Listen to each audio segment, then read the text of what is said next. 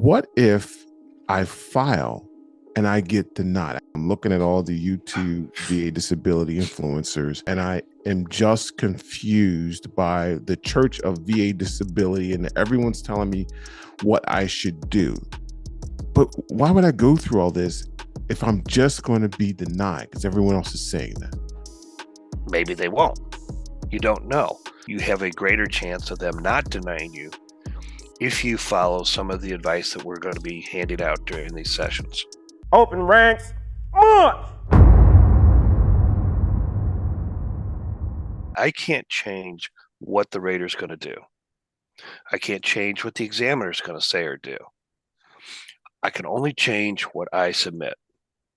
So it's imperative, as you said, being my own advocate, it's imperative that I understand some of the system, that I give myself some knowledge, that I prepare things as concise as possible. The mindset that things should be easy might not be quite accurate.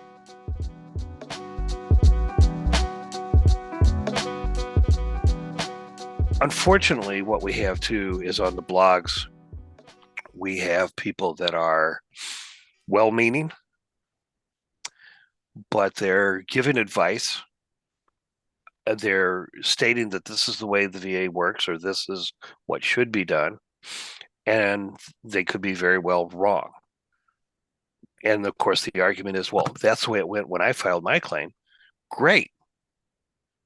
But it's not the same for everybody.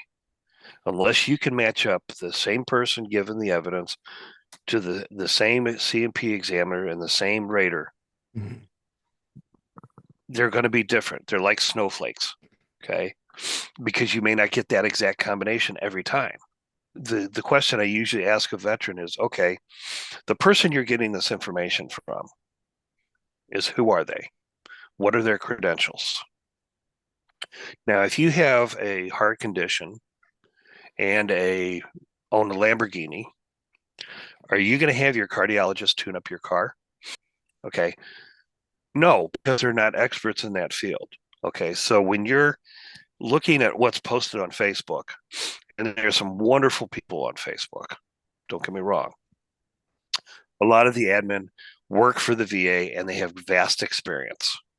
Some of them are either a VSO, which is a veteran service officer. Some of them are certified claims assistants, which means that they have to go through a certification. They're vetted by the VA, and then they're given, license to go out and talk to people. There are companies out there, and again, so I don't get Jerome sued, I'm not going to mention names in particular, but there's one I can think of, and they're being sued in 3 states for committing fraud, making outrageous statements like, oh yeah, we can get you to 100%. Possibly, possibly not. It depends on what evidence you can provide. Okay. So I would just say be judicious. Don't take anything that somebody says as at face value, but question it. And the other thing too, as you said, to start off, what do you need to do?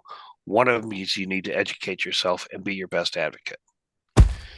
Because I know this is a surprise to everybody, but nobody gives a damn about your claim as much as you do.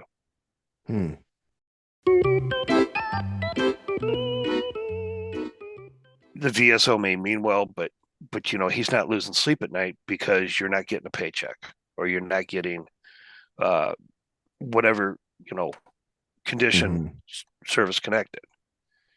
He's going to do his best to help you, but he doesn't care like you do. Right. Okay. So with that in mind, how do you know if the VSO is telling you something that is true or not?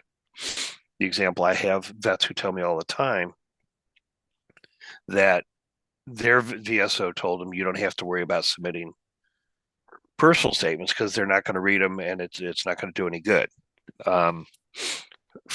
Furthest from the truth. because there's in the regulation it states that we are required to review all evidence and to weigh it. So that's a false statement right there.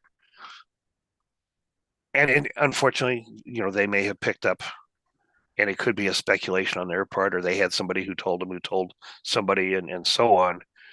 Or as I always say, there's always the story about the guy who spent the night at a Holiday Inn next to a hospital. Now they're a medical expert. It's just, you got to be careful who you're listening to, and make sure that they're vetted and that they know what they're talking about. Now, again, I'm not going to mention name, but there's one guy who's an admin on, I think, like 4 or 5 of the veteran blogs on Facebook. And usually when he says, this is how you file, or this is what, answering a question about, this is what DIC is, he quotes the CFR.